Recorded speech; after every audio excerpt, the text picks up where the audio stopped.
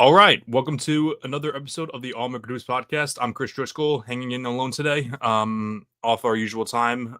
As I mentioned last week, I talked about how awesome my Thursday at 8 time is. I always love that time. However, it doesn't work this week for me. As you guys know, I mentioned multiple times on the show, I'm a teacher, and we have our back to school nights on Thursday nights, so I'm not going to be recording that day. So I figured, Tuesday's a good day to hop on.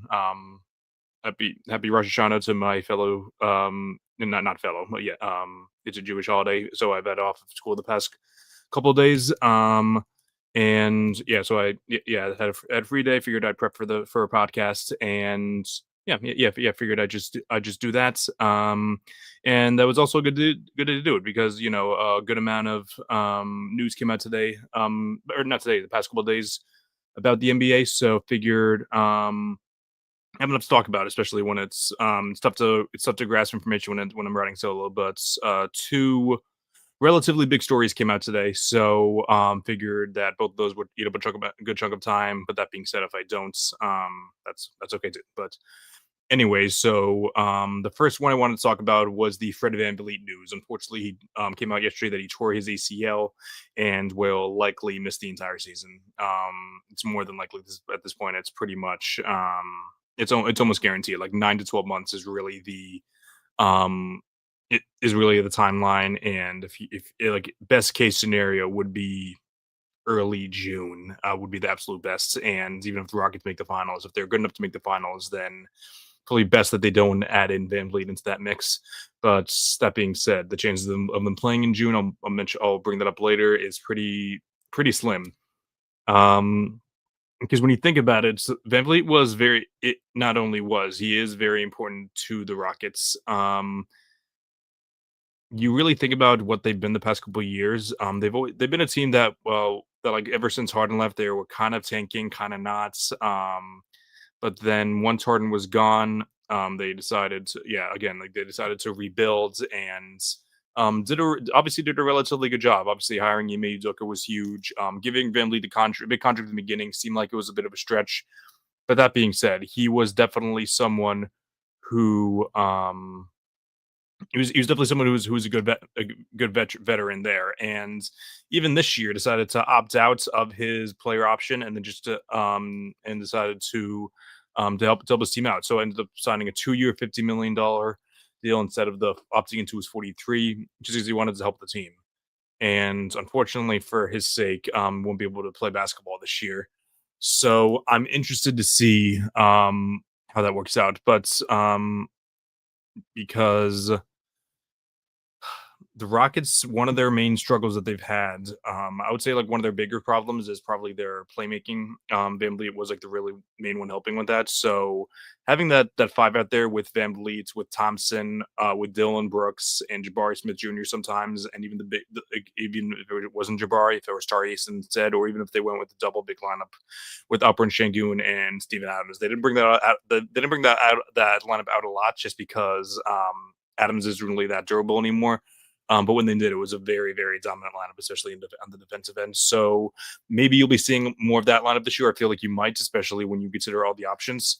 But yeah, I'll start laying out the options now because I checked on a couple of the depth charts, and it looks like one of the alternatives that they have is starting Reed Shepard, who I believe they took with the third overall pick in the 2024 drafts. Didn't really get to play a lot last year. They had a very good team, so they decided not to really develop him yet. But everyone kind of knew that once they traded Jalen Green, obviously traded Jalen Green for Kevin Garnett, also got rid of Dylan Brooks. That even though like you might scatter the minutes elsewhere, a lot of those minutes were going to go to Reed Shepard anyway because he's young, fits the Rockets play style pretty well.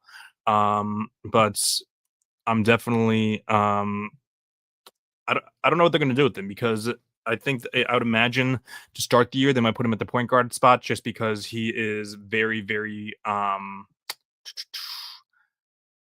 what's the word, like like he's like body type is more point guard, and they don't really have many other good point guards along the list because I'll talk about Amin Thompson in a second, but if not Amin or Shepard. Aaron Holiday likely will get more minutes as a result of VanVleet, but I don't know if I'd want him being my lead guard for more than half the game. So that would be really tough. So it will come down to either Reed Shepard or Amin Thompson. Now, didn't really watch Reed Shepard a ton in college, so I don't really know much about him. But that being said, he is going to become an X factor this year for sure, especially if it's not going to be VanVleet. That being said, though, the another big X factor, which I feel like an even bigger X factor than Shepard. Actually, I feel like Thompson's development actually might be a one as well, just because obviously he had like that big breakout month last year where he was looking like top, I don't know, like top 20 is pushing it, but definitely like top 30, top 35, even top 40 might have been better than top 40 for like that month in February, I think. Um, he just looks super athletic. Not even looks super, he's super athletic. He can handle the ball pretty well. Really, like the biggest weakness of his is he can't really shoot really that really well. I'm very interested to see how his jump shot looks in the preseason or even in the beginning of the year, just because that's going to be essential to his game. Obviously now with VanVleet out of the lineup, he's going to have the ball a lot more in his hands. Shout out to Chilltown. He said a few months ago, and then he also said this morning on his live, he said that he thinks that Amin should be it's either Amin or Amen. I've always heard Amin, so like I'll continue saying it that way until someone corrects me. But so Thompson, he's like extremely athletic, and Shelton used the example of Westbrook when he was drafted out of college was a two guard, and that's what you see drafted him to do at first. But then when they realized that he has something special, they decided to make him the starting point guard. Maybe the Rockets are going to do the same this year with him instead of VanVleet. Like obviously, losing VanVleet's huge. Like as I mentioned, like I mentioned, like he's a great shot creator, a great shooter, one of the best playmakers on the team. So like that is a loss. But with every bad thing, I always think that there's a silver lining, and that's especially the case in the NBA with injuries. Obviously, there's exceptions. I feel like there's really no silver lining for Tyrese Halliburton, really no silver lining for Damian Lillard, except maybe getting off that contract, and zero silver lining whatsoever with Jayson Tatum, except I don't know, maybe the fact that a silver lining for everyone except for the owners, because the owners were able to say, like, okay, finally, this is our excuse to shed some salary, but like as far as it goes for the fans, usually there's not much silver lining, but in some cases there are. And in this case, the Rockets, their silver lining with VanVleet getting injured is now they can test it out. Okay, let's test out Amin Thompson as the as like the main ball handler, which they probably would have done in some cases with even with VanVleet playing, but um this is gonna like kind of push it to happen. Like with the Rockets, they would have maybe tried to make it happen naturally. So like this is really gonna force Thompson to exit his comfort zone and really, really try to become that main guy on the Rockets. Obviously, Kevin Durant's gonna be the best player in the Rockets this year. He's gonna be the best shooter. He's gonna be the best um that's really the main thing. Yeah, really the best scorer, the number one option. Um, but that being said, having Thompson be the guy next to him, like which a KD has never really been a guy to mentor the young guys. Obviously, he mentors them like off the court, like like Anthony Edwards adores him. But like as far as it goes for being like the emotional leader in a locker room, that's never really been his type. Maybe he's going to do that a little more this year because it could probably still would have been VanVleet because the players are more comfortable with him. But KD might have to be the guy to step it up, which wouldn't surprise me at all because as much as KD just wants to hoop, he also wants to win as well. So wouldn't surprise me if you see him exit his comfort zone as well. Um, but yeah, with KD being the first option, I think that Şengün is still going to be the second best player in the team. He made the All-Star game last year. Was super efficient from the field. Didn't really rack up the volume scoring, but was still a pretty solid playmaker and shoot and rebounder. So yeah, he'll be and not really a good defender though.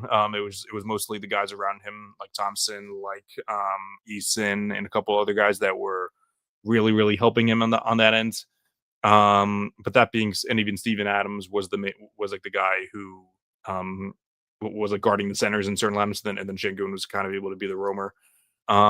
So with that all being said, though, Thompson being at best the third option, like last year he was like a little bit of both, like second and third depending on the nights. But this year he might have to enter the role of being like a distributor. So maybe he'll be mixed up a distributor and a little bit of a shooter, not even a shooter, which is like a scorer as well. Depending on which lineups they descend, they'll scramble. I'm sure there's going to be some lineups where he's off the court with Durant. There's going to be obviously lineups towards the beginning and end games where he's on the court with Durant. So I'm not really sure what Ime Udoka has in mind, but this isn't the first time that Ime Udoka has had to deal with injuries. He dealt with some injuries last year. 2022, obviously, he had to deal with Rob Williams being injured for most of the season. He had to deal with Marcus Smart and Jayson Tatum dealing with some injuries in the playoffs. So, um, who knows what they have in mind? Just because obviously Van Vliet is a huge loss, but this opens up opportunities for them for sure. Because you got to Reed Shepard has to be a guy to has to be a guy to step up. He has to be the guy to kind of adjust his game into playing more to win now earlier than usual. Like obviously you traded for Kevin Durant like at the end of the day. So like while you do have to develop your young guys to an extent, your main priority is winning more than it is developing your guys at that point, which is unfortunate for the younger guys, but at the same time it could be good for the younger guys too, is that they're learning how to win before learning how to become um before like necessarily getting the tools. So maybe not the best thing in the world, but however, sometimes baptism by fire is the best thing for young guys, but not always the case. It was great for Jayson Tatum and Jaylen Brown.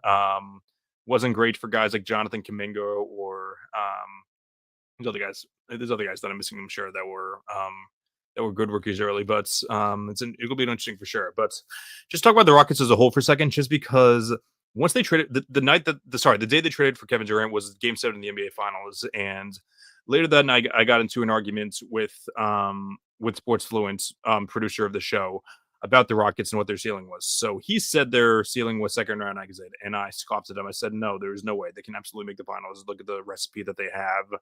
They Jalen Green was a negative, so cutting him like getting rid of him was a plus in of itself, and then just swapping Kevin Durant and Dylan Brooks was like an automatic upgrade. I still stand by that. It's like that's obviously still true, but now you also lost Fred VanVleet.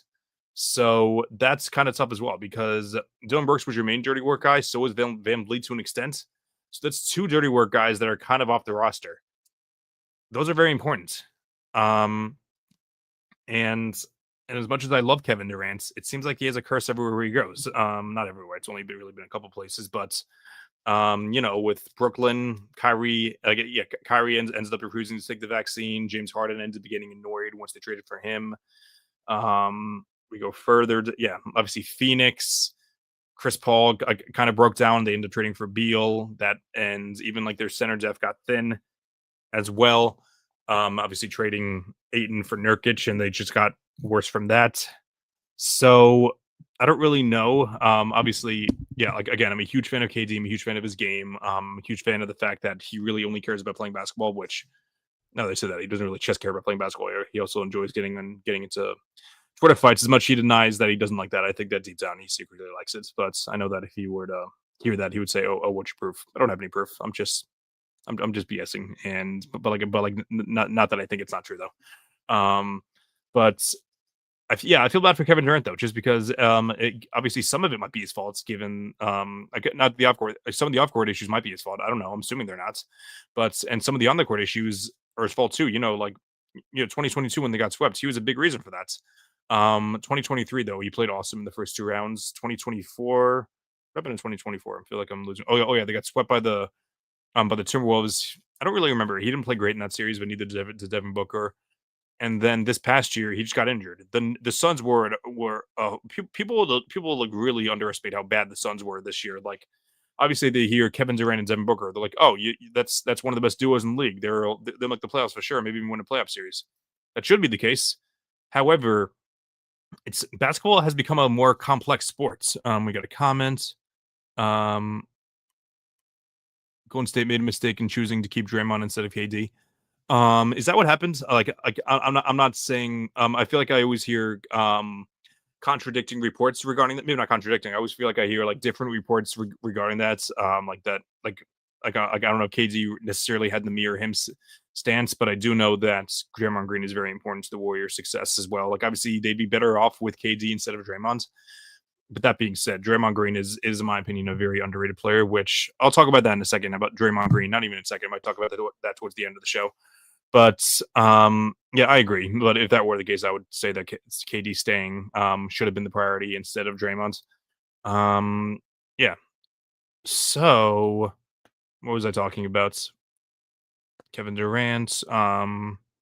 Yeah. So the Suns were a very, very, very bad team last year, especially with Kevin Durant off the courts. Like I think they were like, I think so. He didn't make the 65 game threshold. I think he only played 62, 63 games, which means he lost just over 20 games. Yes, Katie, because Katie specifically said that having Draymond Green as a teammate was a large part of the reason why he left the Warriors. Yeah, that would make sense. I think Draymond Green's a very underrated player, and I think he is a good um, those that like him, but I think to say the least, like as much as people say like you don't know what goes on behind closed doors, I know what goes on camera though, and it's not really the best thing, especially whether it's him punching a teammate or whether it's him throwing a tantrum every other game. So definitely don't blame people for definitely don't blame people for like not really loving Draymond Green as his teammates. But anyway, back to my Suns talk again. So KD missed about 20 games, maybe a little less than 20 games. It was definitely in between 18 and 20 games though for sure. So because like he just missed the 65 game threshold, he probably would have made an all NBA team, but the Suns won, I think, 2, maybe 3 games without him. So you gotta think that's like a 2-16, 2-17 record without Kevin Durant. That is so bad. But that being said, they almost made the playing tournaments, and the Suns were a playoff team when Kevin Durant was on the court. You know, like I'll check my numbers. This is where I wish that John and Matt were here so they can fact check me. But I'm pretty sure that Kevin Durant's they had like relatively a high on off split for when KD was on the court versus off the court. Um, so I'm not So like if the Rockets underachieve this year, which I'm going to talk about in a second, some of that will be Kevin Durant's fault, but some of it will also just be due to the fact that there's a lot of outside factors. Because I feel like that's something. Okay, so by the way, it wasn't as big a difference as I thought. So with Kevin Durant on the court, they were a negative 1.29 net rating, but when he was off the court, it was a negative 5.47. So I think that's about 4 points probably. What is that? Yeah, like a little under 4 points, like 3.8, I think, like points better with KD on the court than off the court. But that being said, it was the games where he wasn't playing though is where they were playing well. So like it was games as a whole. So I don't know. At the end of the day though, basketball isn't what it used to be where like if you had like 2 top 10, top 12 players, you're set. That's not the case anymore because not only is there 3 other guys in your team on the courts, you need depth. You need like 7, 8, and even 9 or 10 guys on some nights to pick up for you, especially during the regular season with a player like Kevin Durant who's a little more injury prone now. So I'm already defending Kevin Durant because I guess I can see the narratives coming from a mile away with him, but um, yeah, we'll see though. But I did want to talk about the Rockets because again, I'm defending Kevin Durant because I can see what's going to happen. Like because before this year, I said okay, the Rockets are going to be a lock top 3 seed, and maybe they can beat the Thunder or the Nuggets. I don't think that anymore. I think that too many things are going to go wrong, and I also think about they were the 2 seed. Would they really like a strong 2 seed though? They won 52 games. It's a very good season. Is it like a really good 2 seed season though? No, not really, right? Were they like super solidly in the 2nd seed, like very comfortable? For a good amount of last season, they were, but then there was like a span there where they went on a big losing streak, but then they picked it up, and I feel like they slipped a little bit towards the end as well. They finished the season 52-30. However, that was only 2 games better than the Lakers, the Nuggets, and the Clippers. I'm pretty sure that was the 3-4-5 tied. Would I take the Rockets? Yeah, like, as I mentioned. So yeah, like I'm not taking them over the Thunder. I'm not taking them over the Nuggets for sure because the Nuggets. Give me 1 second.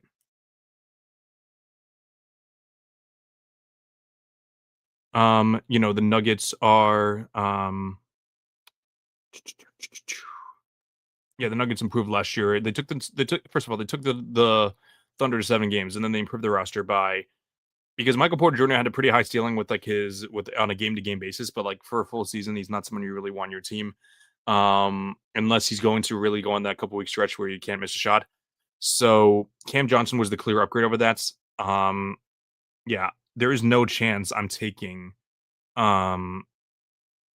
Yeah, there's no chance that I'm taking the Rockets over the Nuggets at that point because I think that Jokic is. I don't think I know that Jokic is the clear best player in the world and much better than Kevin Durant at this point. And unless I see a leap from Amin Thompson, I don't know if I trust their depth more than I trust the Nuggets depth because I think that Jamal Murray has kind of slipped a little bit as a playoff performer, but he's still pretty solid. Cam Johnson, I think, is an awesome role player. Aaron Gordon, awesome role player. Christian Brown developed really good as an into role player, and Jonas Valanciunas is the best backup center that Jokic has ever had in his career. So very, very easily, the one of the best Nuggets.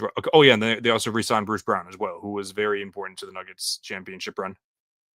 So do that, yeah. So take that as you will, but like I take that as the Nuggets are going to be one of the best. One of the best. Sorry, I'm losing my train of thought. Yeah, yeah, are going to be a top two seed in the West. Now, I haven't done my predictions yet, but I'm imagining I might have them winning the finals ahead of the Thunder. So that's two teams right off the bat that are without question better than the Rockets. So I think the Rockets ceiling is 3 seed. Um, and I don't know, and like I said, I don't, and I think there's a pretty big gap between that third seed. The Lakers were the 3 seed, so the Lakers were the 3 seed last year. The next team below the Rockets. Again, I think the Rockets improved, but because I think that at the end of the day, Kevin Durant is an upgrade from those guys, and hopefully the development from Amin Thompson.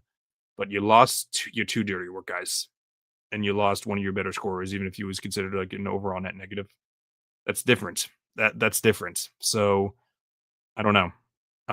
That being said, the Lakers improved themselves too. They definitely improved. I don't know how much they actually improved. That they're better than a first round exit. They signed DeAndre Ayton, who's a clear upgrade over whichever center they had. Jackson Hayes. Um, who else? They got someone else. Oh yeah, they got what's his name? Jake Laravia. He's a good shooter, and yeah, like they didn't really get much better from the drafts, but that'll be interesting for sure. Um, I don't know which one I take, the Lakers or the Rockets. I probably lean the Lakers honestly because they're more familiar with each other, and also Luka is just Luka is again he's going to be the best player in that series, and he might even have LeBron as the second best player in that series. But I don't know.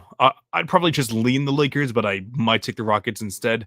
Given that I don't really trust Ayton in the playoffs a ton. So, and I also just really I still don't believe in the Luka Austin Reeves backcourts.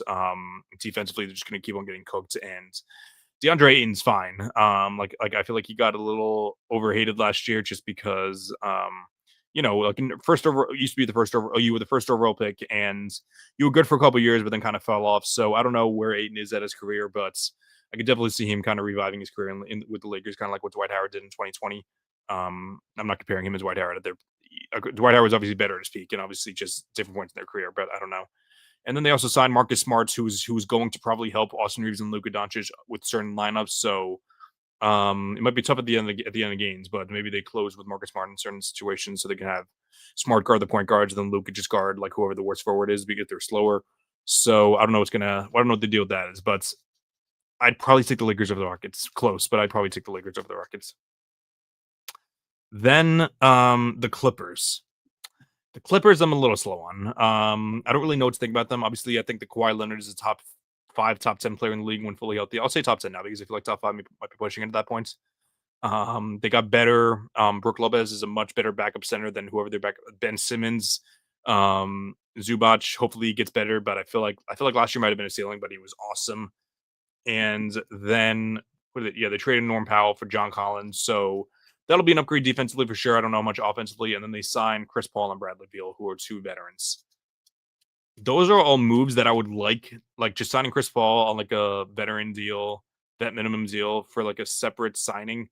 I can get on board with, but after that, but like once you add in Bradley Beal and once you add in Brook Lopez, that's just a very old team. So I would take the Rockets, I think, ahead of them, even though the Clippers are the clearly much better defensive team. But I trust the Rockets a lot more to get better, and also just with Kevin Durant on the side. But then after that, they like the Rockets already lost to Golden State in the playoff series, and that's not even factoring in the Mavericks and the Spurs. Are the Rockets going to make the playoffs this year? For sure. If everyone stays healthy, the Rockets will make the playoffs this year.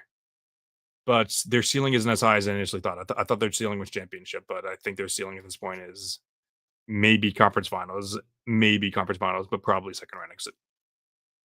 So who knows what's going to happen? But I'm excited to see what Kevin Durant has in mind, just because obviously it's different than when he entered, but who knows?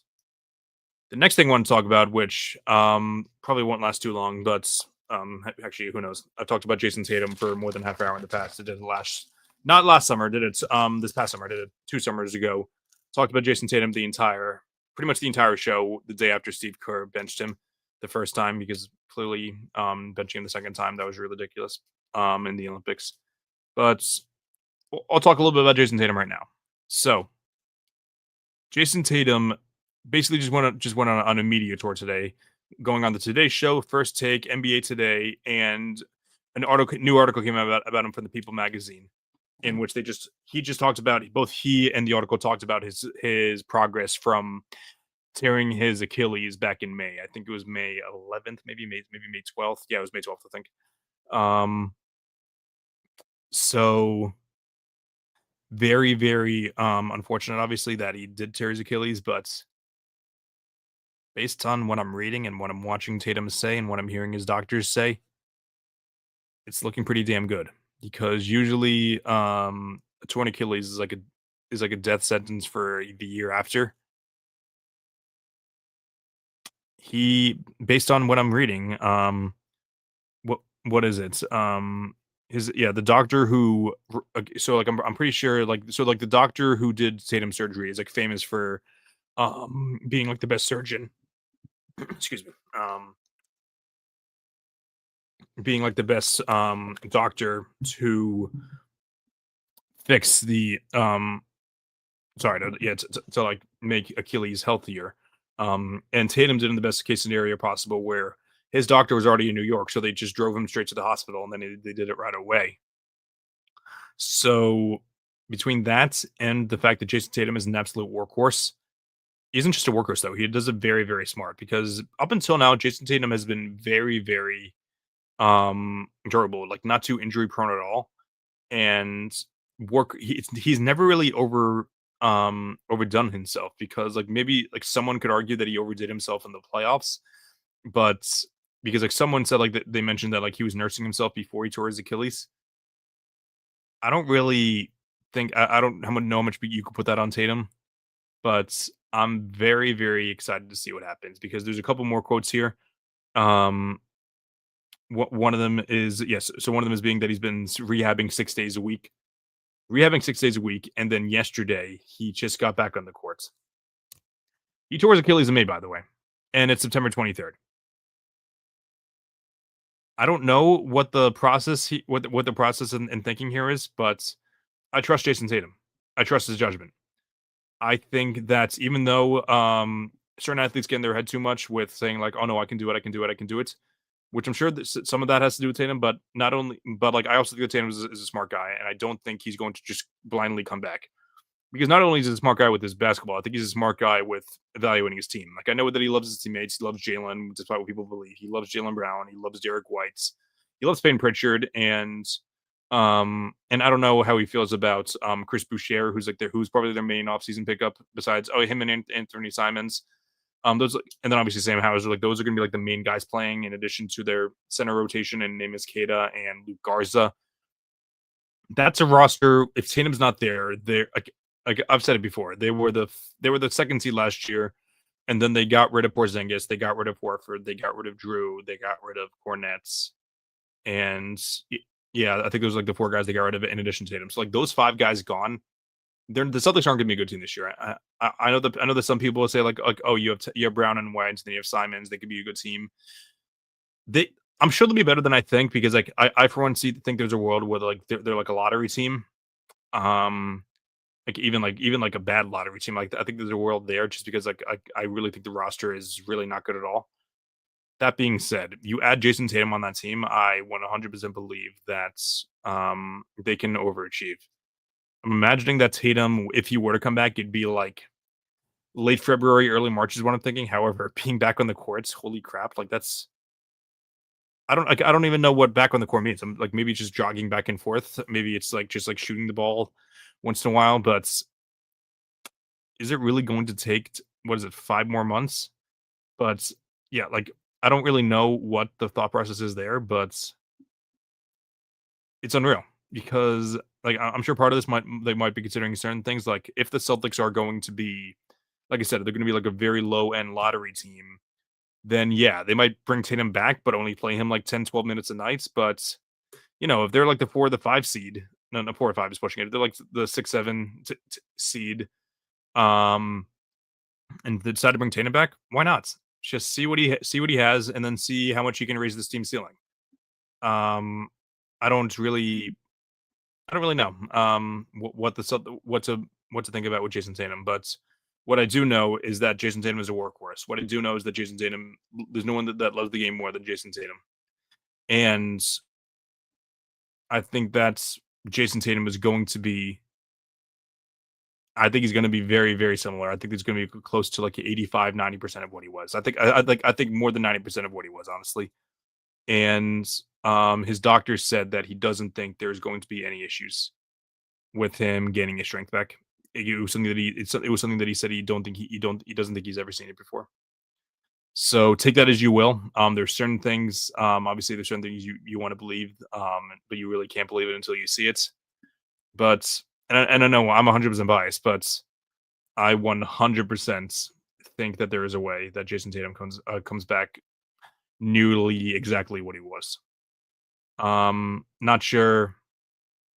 Not sure what exactly not sure exactly what to take from it in the long run. But either way, I'm very excited to hear that Jayson Tatum is doing well, and I think that it's going to be an awesome season for this. I think it's going to be not an awesome season, but I think it's going to be like an awesome thing to watch.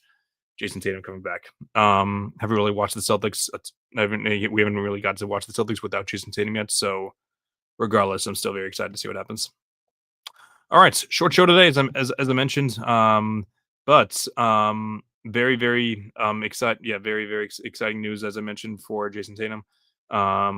Likely no show on Thursday. I know that I won't be here. Maybe John or Matt will be here, depending on certain things.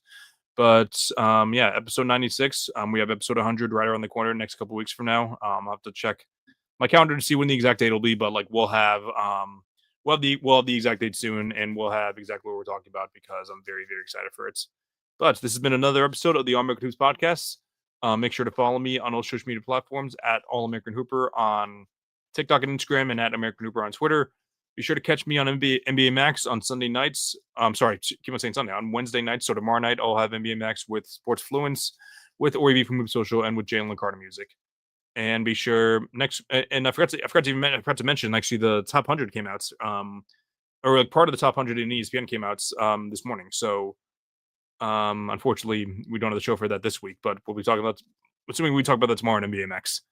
But regardless, this has been another episode of the All American Hoops podcast. Until then, keep grinding and stay open. Have a good night, everyone.